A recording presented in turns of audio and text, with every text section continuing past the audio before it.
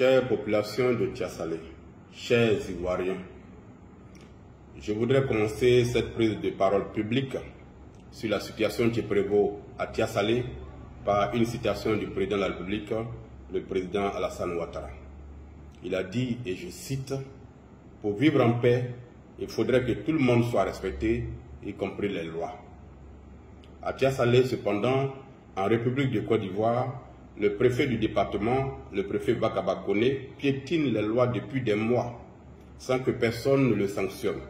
Parce que d'après lui-même, il est en mission pour que le 2 septembre, Assalé Tiemoko ne soit plus le maire de Tiasalé. À Tiasalé, le préfet Bakaba Koné a engagé le gouvernement de Côte d'Ivoire dans une machination contre le député maire que je suis, sans que le gouvernement, jusqu'à cette heure, ne réagisse, alors qu'il a été informé. Aujourd'hui, après avoir pendant 4 mois usé de tous les recours hiérarchiques possibles sans aucun résultat, j'ai décidé de m'adresser aux Ivoiriens que vous êtes pour l'histoire. Si nous ne voulons pas laisser en héritage à nos enfants une société où l'injustice et l'arbitraire, le 2 poids 2 mesures et la loi du plus fort et du plus riche seront les seules règles, nous devons tous appeler à l'application de la loi avec la même rigueur dans toutes les circonstances. Ce jour, j'ai décidé de prendre la parole publiquement, après avoir fait preuve de la plus grande patience depuis 4 mois, après avoir suivi toutes les voies légales pour vous présenter la situation dangereuse qui prévaut à Tiasalé. On dit que les préfets ne peuvent pas jouer un rôle dans l'organisation des élections. Cela n'est vrai qu'en théorie. Mais dans la pratique, un préfet conditionné, un préfet partisan et militant peut jouer un rôle majeur dans le processus électoral dans notre pays. C'est le cas du préfet de Tiasalé. Les éléments qui suivent en sont la preuve. 1. Un préfet qui participe à la transhumance des électeurs. Pendant la période de révision de la liste électorale dans la ville de Tiasalé, le préfet Bakaba Koné a joué un rôle majeur dans l'enrôlement des personnes convoyées par cars entiers dans la ville de Tiasalé. Il a donné des ordres à la police afin qu'elle mette aux arrêts le 3e adjoint au maire qui aurait tenté, d'après lui, de s'opposer au déversement des personnes convoyées dans la ville. Le préfet a demandé au maire que je suis de laisser les personnes convoyées dans la ville de Tiasalé s'enrôler et d'attendre la période du contentieux pour me plaindre. Le préfet a également donné des instructions aux policiers de ne pas répondre à la moindre instruction ni à la moindre sollicitation du maire pendant toute la période électorale, toute la période de l'enrôlement. 2. Un préfet qui piétine les lois de notre pays. Le candidat du RHDP à l'élection municipale à Tiasalé est un conseiller municipal. Mais en 5 ans, alors qu'il est chaque semaine dans la ville, il n'a jamais répondu à une convocation du conseil municipal pour participer à la moindre réunion. En 5 ans, ce conseiller municipal n'a jamais siégé. Sur la liste du candidat du RHDP validé aujourd'hui par la CEI, se trouvent 3 autres conseillers municipaux, dont un n'a participé qu'à une seule réunion du conseil municipal en 5 ans. Et les 2 autres n'ont plus remis les pieds aux réunions du conseil municipal depuis avril 2021. En application de l'article 38 de la loi de 2012 sur les collectivités, j'ai saisi le 14 juin 2022 le préfet de Tiasalé d'une requête en démission d'office contre ses conseillers qui ne siègent pas.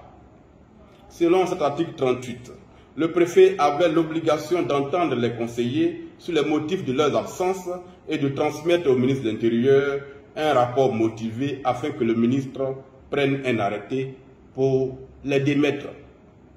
Cela fait, en application de l'article 39 de la même loi, ces conseillers ne pouvaient pas se présenter aux élections municipales du 2 septembre prochain. Entendre les conseillers qui n'ont pas siégé et transmettre le rapport motivé au ministre de l'Intérieur, c'est tout ce que la loi demande au préfet de faire quand il est saisi par le maire ou par le président du conseil régional. le préfet n'a pas le droit de faire autre chose. Il ne peut pas agir en dehors de la loi. Alors que le préfet de Tiasalé, à 3 reprises, m'a assuré avoir entendu les conseillers concernés et transmis son rapport au ministre de l'Intérieur, j'ai découvert le 5 juin 2023, soit près d'un an plus tard, que le préfet de Tiasalé n'a transmis aucun rapport au ministre de l'Intérieur. Il n'a même pas entendu les conseillers concernés. Il a donc objectivement menti, et cela à 3 reprises, à l'autorité municipale que je suis. Le 12 juin 2023, j'ai rencontré le ministre de l'Intérieur en compagnie de 3 de ses collaborateurs. Au cours de cette rencontre, le ministre a dit n'avoir jamais reçu de rapport de la part du préfet de Tiasalé relatif aux conseillers municipaux qui n'ont pas siégé. Le 14 juin 2023, j'ai écrit au préfet afin qu'il me remette une copie du bordereau de transmission au ministre de l'Intérieur de son rapport qu'il prétendait avoir transmis. Il n'a donné aucune suite à ma requête jusqu'à ce jour. Le 26 juin, j'ai saisi par écrit le directeur général de la décentralisation et du développement local, aux fins d'inviter par écrit le préfet de Tiasalé à transmettre son rapport relatif à ma requête au ministre de l'Intérieur afin que la procédure qu'il a bloquée pendant plus d'1 an suive son cours et qu'il arrête de piétiner la loi de la République. Le directeur de la décentralisation a écrit au préfet de Tiasalé et m'a informé par écrit de la transmission de cette correspondance. À ce jour, la preuve a été faite que le préfet n'a jamais rien transmis, ni au ministre de l'Intérieur, ni alors même qu'il l'a promis au directeur général de la décentralisation et du développement local. Le préfet de Tiasalé a pris donc sur lui l'incroyable responsabilité de neutraliser la loi afin de faire en sorte et de façon assumée, mais totalement illégale, que la loi faite pour tous ne s'applique pas à son protégé, qui est le candidat du RHDP aux élections municipales à Tiasalé. Résultat de cette illégalité, ce conseiller municipal qui, en 5 années consécutives, n'a participé à aucune réunion du conseil municipal, et les autres conseillers municipaux de sa liste qui n'ont pas siégé, ont vu leur candidature validée par la CEI centrale. Par conséquent, la liste au municipal du candidat du RHDP est la liste de ceux qu'on peut qualifier de personnes au-dessus des lois en Côte d'Ivoire. J'observe que devant cette forfaiture, le préfet de Tiasalé, qui en est l'instigateur conditionné, n'a pas été sanctionné par la tutelle. Je ne proteste pas contre ces agissements illégaux du préfet de Tiasalé parce que j'aurais peur d'affronter le candidat du RHDP au municipal. Non, je n'ai pas peur de ce candidat. Ce n'est pas un homme nouveau et je l'ai déjà affronté à 2 reprises dans des élections à Tiasalé ici. Je proteste parce que l'arbitraire et le 2 poids 2 mesures ne doivent pas devenir une norme dans notre pays lorsque le fautif est estampillé RHDP. Et donc la loi s'arrête à sa porte. Cela n'est pas acceptable. À Agoville, pour les mêmes faits, le conseiller régional Mbo le matin n'a pu se présenter pour les élections régionales à venir parce que la loi lui a été appliquée intégralement. À Agoville, le préfet de région, préfet du département d'Agoville, a fait son travail et la loi a été appliquée. À Tiasalé, le préfet et le candidat du RHDP sont au-dessus des lois. Et ce n'est pas acceptable. Quelqu'un qui refuse de siéger pendant 5 ans sans aucun motif ne peut être candidat à l'élection qui suit parce qu'il n'a aucun respect pour les populations qui l'ont désigné comme conseiller municipal. C'est ce que dit l'article 39 de la loi sur les collectivités territoriales. Et la loi est dure, mais c'est la loi. Elle doit s'appliquer avec la même rigueur à ceux qui sont au pouvoir comme à ceux qui sont dans l'opposition. Elle doit s'appliquer avec la même rigueur à ceux qui sont pauvres, donc faibles, comme à ceux qui sont riches, donc forts. C'est ce que recouvre la notion d'état de droit. Dans un état de droit où la loi est la même pour tous, un préfet n'a pas le droit d'user de manœuvres dilatoires pour soustraire de la rigueur de la loi des fautifs qui y succombent. C'est une faute grave et des sanctions exemplaires doivent être prises contre un tel préfet pour que ce précédent grave ne soit pas une norme dans notre pays. Sauf si ce préfet, effectivement, comme il le dit lui-même, est en mission pour agir ainsi. 3. le préfet a engagé le gouvernement dans un complot contre le maire de Tiassalé. Le 6 avril 2023, et vous vous en souviendrez, chers Ivoiriens, les sociétés de téléphonie mobile, sous la pression de la RTCI, ont multiplié par 2 leur tarification pour la data dans notre pays. Les Ivoiriens, majoritairement, ont rejeté cette décision. En ma qualité de député de la nation, donc de représentant des populations que vous êtes, j'ai porté votre voix pour accentuer la protestation citoyenne dans ce qui a été appelé la crise de la data en Côte d'Ivoire. Je ne savais pas qu'en agissant ainsi, qu'en accomplissant mon devoir de député, j'avais signé, selon le préfet de Tiassalé, mon arrêt de mort politique. Le 26 avril 2023, le préfet de Tiassalé a confié un petit comité à des gens qu'il avait reçu des instructions fermes de la part du gouvernement pour faire en sorte qu'au soir du 2 septembre, la mairie de Tiassalé revienne au candidat du RHDP. Parce que j'aurais, d'après lui, tenté de provoquer des troubles à l'ordre public pendant la crise de la data et que le gouvernement ne me pardonnera jamais un tel affront. Ce sont les mots du préfet qui m'ont été rapportés. Mais me diriez-vous, ce ne sont que des on-dit, des rumeurs, et vous auriez raison. Sauf que je suis journaliste d'investigation et que j'ai les moyens d'obtenir des preuves. Et je me suis donné les moyens d'obtenir des preuves sur les choses d'une gravité exceptionnelle que racontait le préfet de Tiassalé. Le 29 avril 2023, le préfet de Tiassalé, qui pense qu'il est tellement protégé qu'il peut se permettre de violer le statut du corps préfectoral en révélant des secrets d'État, s'est encore répandu contre le maire de Tiassalé. En effet, dans un enregistrement audio que je me suis procuré et qui a été authentifié, y compris au ministère de l'Intérieur où j'ai produit une copie, le préfet de Tiassalé dit les choses suivantes.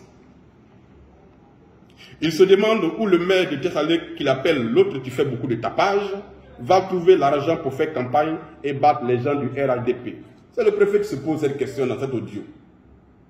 C'est que le candidat du RHDP, le préfet de Tiassalé, disent à qui veut l'entendre depuis des mois que le parti au pouvoir aurait pris des dispositions pour que le maire de Tiassalé n'ait aucune rentrée d'argent pour mener des activités et surtout pour faire campagne. C'est ce que répète le préfet dans cet enregistrement audio. Le préfet, dans cet enregistrement également, affirme avec légèreté qu'en raison du rôle que le député maire de Tiassalé a joué lors de la crise de la data, le gouvernement l'attend au tournant à l'occasion des élections qui arrivent. Quand le préfet dit une chose aussi gravissime, son interlocuteur, qui a compris le sens de cette déclaration, tire la conséquence en riant.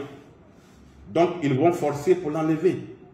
Et le préfet de renchérit dans le style qu'on lui connaît et avec beaucoup d'enthousiasme.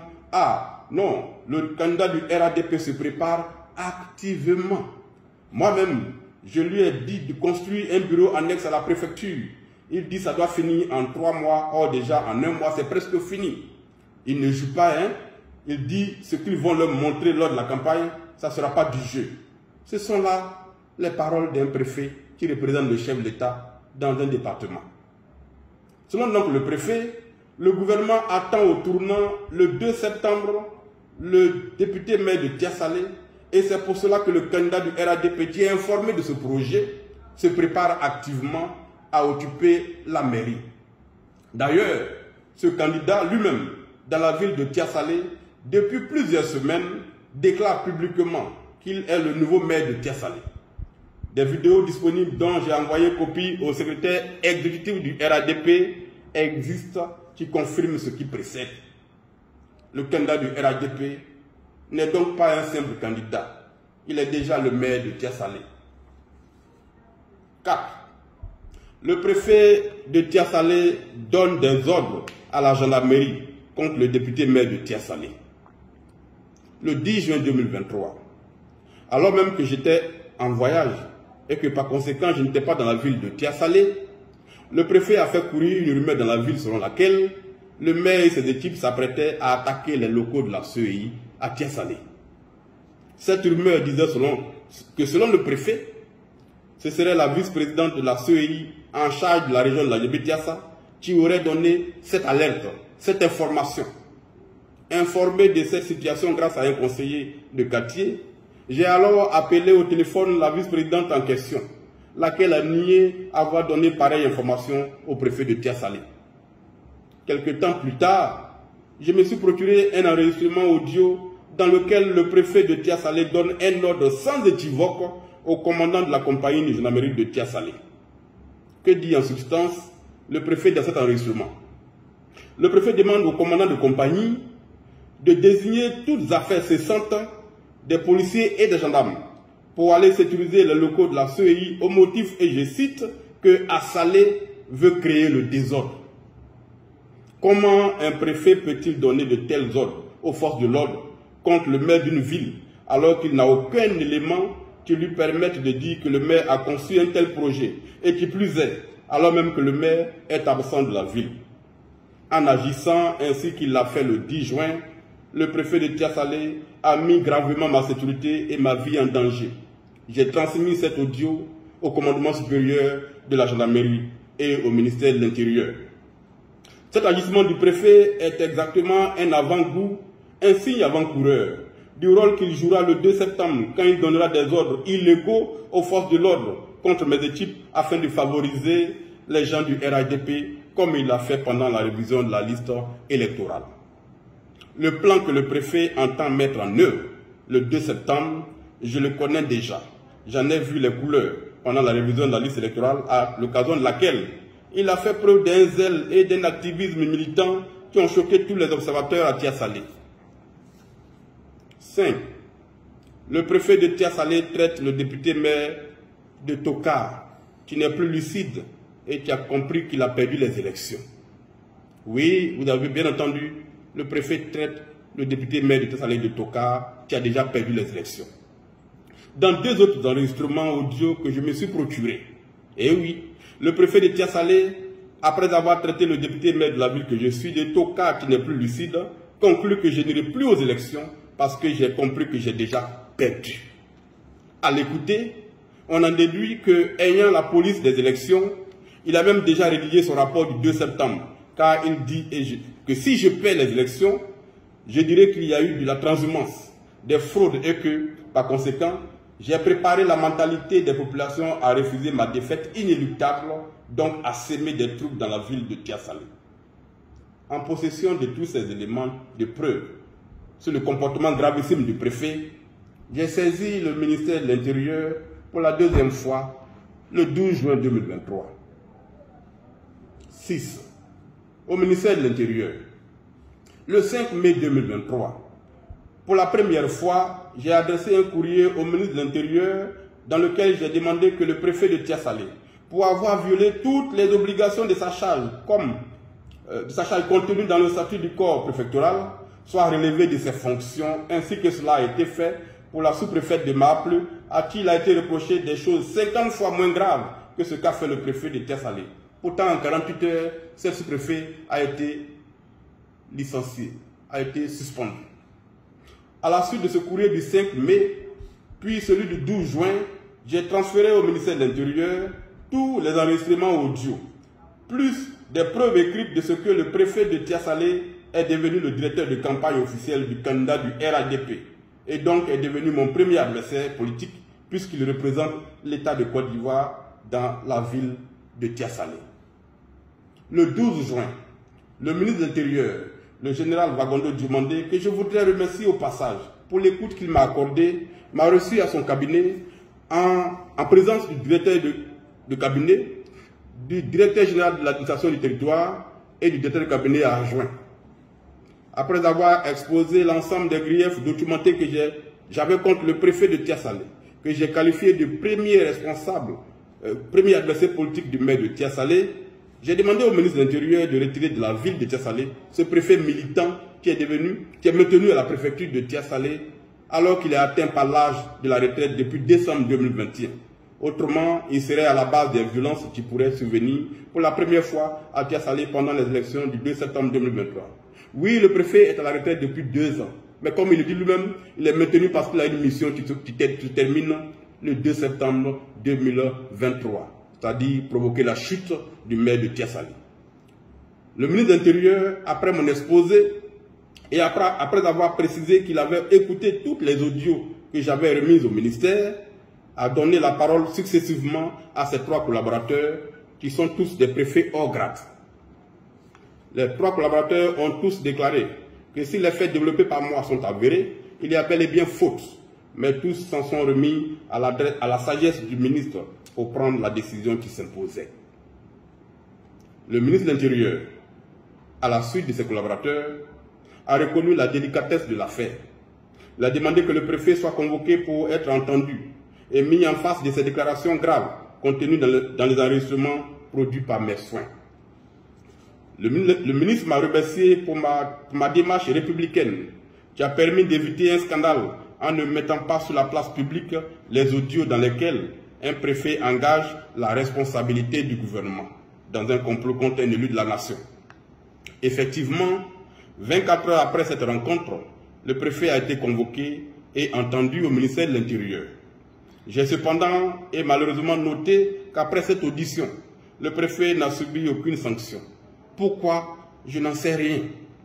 De retour à Tiassalé, le préfet a annoncé qu'il était en congé et s'est éloigné de la préfecture en confiant l'intérim à la secrétaire générale de la préfecture.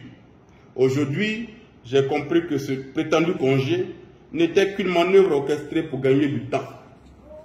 En effet, alors qu'il prétendait être en congé, le 19 juillet 2023, le préfet de Tiassalé, en violation totale de son obligation de réserve, s'est répandu encore et cette fois dans la presse contre le député maire de Tiassalé, au motif que j'aurais déclaré qu'il aurait été révoqué de ses fonctions, ce qui était totalement faux, car je n'ai jamais dit pareille chose. J'ai envoyé les propos tenus par le préfet dans la presse au ministre de l'Intérieur pour encore une fois attirer leur attention sur le comportement inacceptable du préfet qui, manifestement assuré de l'impunité dont il bénéficie, a décidé d'agir maintenant à visage découvert contre l'élu de la commune de Tiassalé.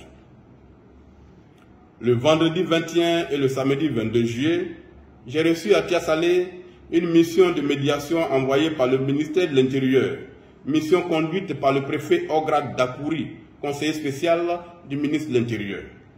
Cette mission avait pour objectif, je l'ai compris plus tard, de me convaincre de laisser tomber l'affaire et de me réconcilier avec le préfet, malgré toutes les fautes graves qu'il avait commises et continuait de commettre. Après 2 rencontres d'échange, de plus de 2 heures chacune à mon cabinet, la mission de médiation s'est soldée par un échec, car j'ai considéré, et à raison, cette démarche comme la confirmation définitive du fait qu'effectivement, le préfet de Tiassalé était en mission pour le compte, d'après lui-même du gouvernement, contre le maire de Tiassalé, et que cette mission, comme il a dit lui-même, est de faire en sorte que le 2 septembre, le maire de Tiassalé ne soit plus à la mairie, peu importe le résultat des urnes. J'ai donc prié le préfet Dakouri, chef de la mission, d'informer monsieur le ministre de l'Intérieur que si, au 31 juillet 2023, le préfet de Tiassalé n'avait pas été retiré de cette ville, je prendrai publiquement la parole pour m'adresser à l'opinion nationale et internationale. Et je mettrai sur la place publique les audios à ma possession pour que les Ivoiriens comprennent la machination en cours en ce moment à Tiassalé et dont l'objectif final est d'opérer un braquage électoral dont la charge a été confiée au préfet de Tiassalé. Chère population ivoirienne, je ne sais pas à ce jour, bien que j'ai des indices, qui dans le gouvernement ivoirien a mis en mission le préfet de Tiassalé ainsi qu'il le dit lui-même contre l'élu que je suis. Je ne sais pas qui exactement dans le gouvernement a dit au préfet que le gouvernement attend au tournant le maire de Tiassalé le 2 septembre parce qu'il a défendu les Ivoiriens pendant la crise de la data. Je n'engage donc pas tout le gouvernement dans cette affaire. C'est pour cela qu'après le ministre de l'Intérieur, j'ai écrit au Premier ministre le 19 juin 2023, puis après au président de la République le 5 juillet 2023, au fin d'appeler leur attention sur la situation qui prévaut à Tiassalé, situation objectivement orchestrée par le préfet et qui pourrait déboucher sur de graves violences à l'occasion des élections à venir. Je n'ai pas eu à ce jour, ni de la part de la primature, ni de la part de la présidente de la République, une suite à ces courriers. Je n'en tire cependant aucune conclusion hâtive. Ils n'ont peut-être pas eu écho de ces courriers. Tout est possible. J'appelle donc le gouvernement de Côte d'Ivoire à faire en sorte que toute la lumière soit faite sur cette affaire, pour que le préfet de Tia-Salé dise quelle autorité dans le gouvernement l'a mis en mission contre le député maire Assalé Tiemoko, au motif que ce dernier a défendu les populations ivoiriennes contre les agissements des multinationales du secteur de la téléphonie mobile. En attendant cela, et vu que le temps passe et que malgré les évidences et les preuves, rien n'est fait pour appliquer la loi au préfet de Tia-Salé, j'ai décidé d'ébruiter l'affaire, de diffuser les audios pour ma propre sécurité, car je ne me sens plus en sécurité ni à Tia-Salé ni à Abidjan avec un préfet qui peut se permettre de donner des ordres mensongers aux forces de l'ordre. Autre élément à verser à cette affaire et qui peut avoir un lien avec ce qui se passe à Tia-Salé, c'est que, à l'affichage de la liste électorale provisoire, mes équipes et moi avons découvert que des individus de nationalité étrangère, connus notoirement comme tels à Tia-Salé, se sont retrouvés pour la première fois sur la liste électorale de la commune de Tia-Salé. J'ai personnellement enquêté et documenté des cas de fraude avérés sur la nationalité ivoirienne et, déférant au commandement de la loi en ma qualité d'officier de police judiciaire, ainsi que cela est prévu par les articles 27 et 31 du Code de procédure pénale, j'ai saisi le substitut du procureur de la République près la section du tribunal de Tia-Salé d'une dénonciation pour fraude sur la nationalité ivoirienne. Pour ouvrir une enquête sur cette dénonciation documentée, il fallait que le procureur de Tia-Salé obtienne l'autorisation du procureur de Yopougon dont il dépend. Cette autorisation ne venant pas, le 19 juin, j'ai dénoncé les mêmes faits au procureur de Yopougon, lequel m'a fait l'honneur de me recevoir le 24 juin pour m'informer qu'il avait besoin de l'autorisation du ministre de la Justice avant d'autoriser à son tour le substitut de Tia-Salé à ouvrir une enquête pour entendre les fraudeurs présumés. Cette autorisation du ministre de la Justice ne venant pas également, j'ai écrit directement au ministre de la Justice le 5 juillet et je lui ai produit des éléments indiscutables de fraude sur la nationalité ivoirienne à Tia-Salé. À ce jour, le ministre de la Justice n'a donné aucune suite à ma saisine. Il le fera peut-être un jour pour qu'une enquête soit ouverte sur ces fraudes présumées. Devant le silence du ministre cependant, j'ai requis à mes frais les services d'un commissaire de justice aux fins de saisir la section du tribunal de Tia-Salé d'une procédure en citation directe contre les fraudeurs présumés dont certains sont dans l'équipe de campagne du candidat du RADP et sont même présidents de section de base du RADP Tia-Salé pour qu'ils soient interrogés sur les conditions dans lesquelles ils ont pu se faire délivrer la carte d'identité nationale ivoirienne. La première audience après cette saisine est fixée pour le 18 octobre prochain parce qu'entre-temps, les vacances judiciaires sont intervenues. En attendant cela, le 2 septembre, ces personnes soupçonnées d'avoir fraudé sur la nationalité ivoirienne, ou plus précisément, qui ont fait de fausses déclarations pour se procurer des documents d'identité ivoiriens et qui se sont inscrits sur la liste électorale de la commune de Tia-Salé en toute fraude de la loi, iront voter alors qu'ils n'en ont pas le droit, parce que le ministère n'a pas encore réagi pour que la loi s'applique à eux. J'observe qu'alors qu'on poursuit à grande publicité des personnes pour fraude sur des passeports ivoiriens, à Tia-Salé, les fraudeurs sont à la fête, car se sentant protégés. Pourquoi le ministère de la Justice garde le silence sur cette affaire? Demain peut-être, on saura la vérité. C'est pour tout ce qui précède et qui me chagrine énormément, qui apparaît comme le resserrement jour après jour de l'étau de la puissance publique contre un élu, que j'ai décidé de parler publiquement pour ma propre sécurité, mise en danger par un préfet au-dessus des lois.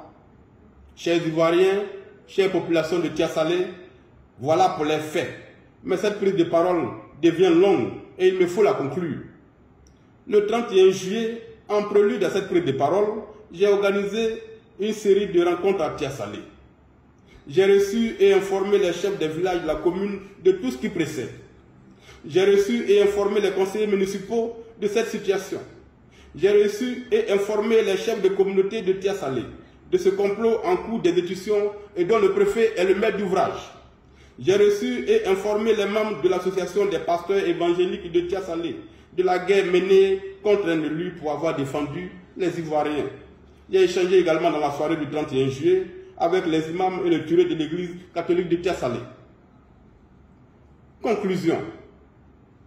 Selon le préfet de Tia Salé, au motif que j'ai défendu les Ivoiriens pendant la crise de la data, le gouvernement m'attend au tournant le 2 septembre et il sera fait usage de tous les moyens pour qu'il me soit retiré la légitimité qui me permet de parler au nom des populations de Côte d'Ivoire. Après la mairie qu'ils veulent récupérer par tous les moyens, ce sera comme ils l'ont déjà annoncé sur le terrain, les législatives.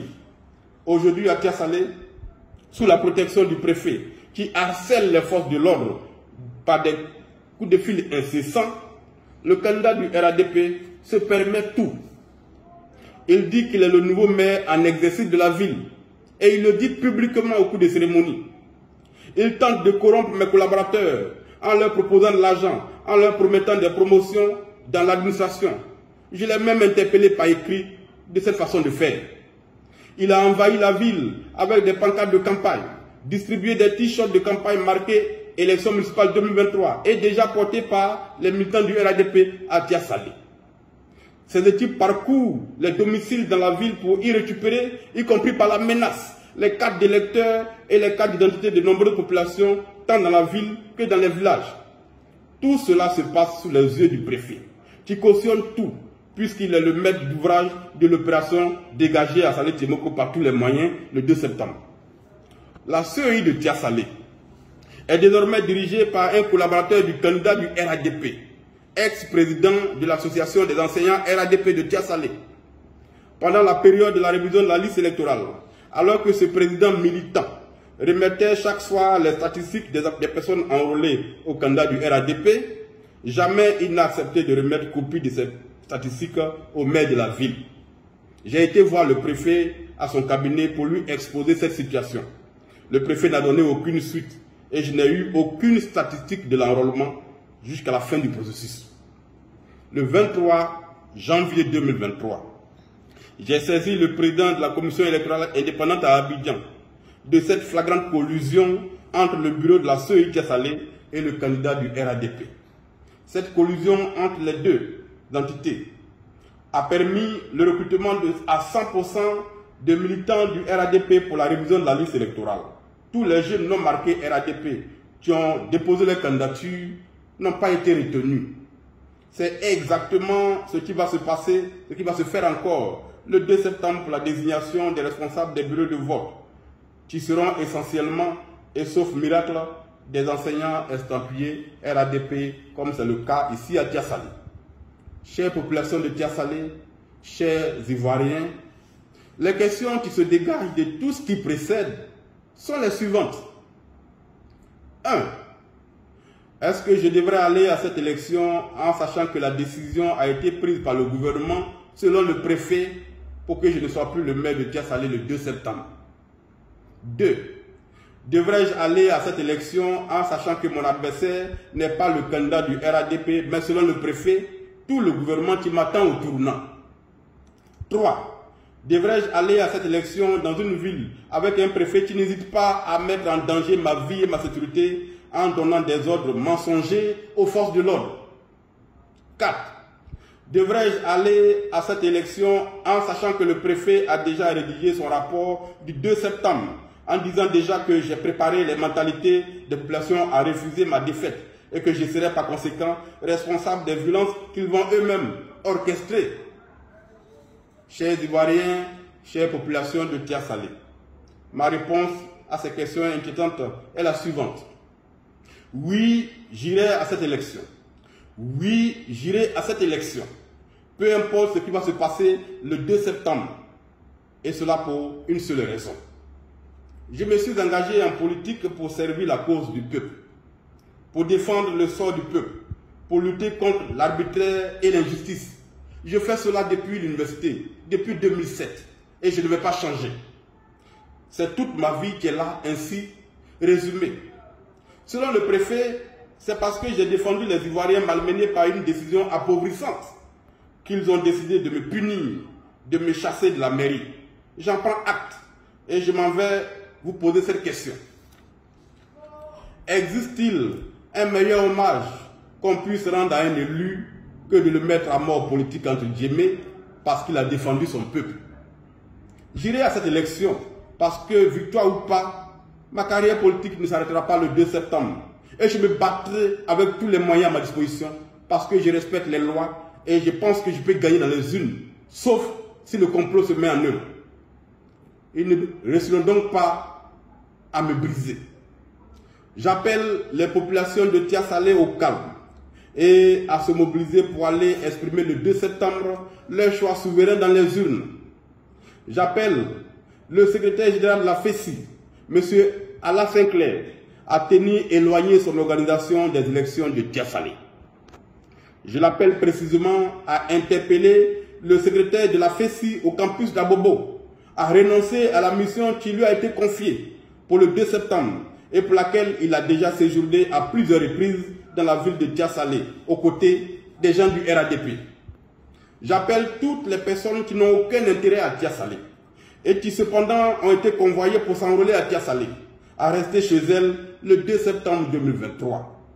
La nouvelle Côte d'Ivoire pour laquelle nous nous battons ne se construira pas avec des dirigeants locaux désignés par des mercenaires électoraux et qui n'auront donc aucun compte à rendre aux populations qu'ils veulent gouverner. La politique, on l'a fait pour que les gens vivent et vivent mieux, pas pour qu'ils meurent. C'est cela ma philosophie. Je n'ai pas été un mauvais maire, un maire paresseux, sans compétence. J'ai un bilan à la tête de la commune de Tia-Salé. J'ai apporté en 5 ans à cette commune et à ces villages et campements rattachés ce qu'ils n'ont pas reçu en plus de 25 ans. Je fais partie des meilleurs maires de ce pays. Le 2e prix national d'excellence, ici même à ma gauche, m'a été décerné par le chef de l'État pour mes résultats sur le terrain. J'irai donc à cette élection et je me battrai jusqu'au bout avec les moyens légaux. Je ferai face à tous les comploteurs réunis, y compris le préfet. Et quel que soit ce qui se passera, je resterai la tête haute dans ce pays et ma carrière politique ne s'arrêtera pas parce que j'aurai perdu une mairie. Parce que l'avenir est pour moi. Que Dieu bénisse la Côte d'Ivoire et que Dieu bénisse la Côte d'Ivoire et tous les hommes justes qui y vivent. Que Dieu bénisse Tia-Salé. Que les paroles du chef d'État, à savoir que tous les hommes doivent être respectés, y compris les lois, soient entendues par le préfet de Tia-Salé et par tous ceux qui complotent pour que les lois soient piétinées à Tia-Salé. Quand le chef de l'État s'adresse à son peuple, ce qu'il dit doit être appliqué. Et en tant que républicain, j'invite tout le monde à faire respecter les lois. À Tia-Salé, le préfet ne peut pas être au-dessus des lois. Quand on sanctionne une sous-préfet pour avoir participé à une réunion, et qu'un préfet qui engage tout un gouvernement dans un complot contre un élu est lui maintenu à son poste, cela n'est pas de nature à rassurer les populations, cela n'est pas de nature à construire la démocratie que nous voulons pour la Côte d'Ivoire. Que Dieu nous bénisse tous et à demain peut-être. Je vous remercie.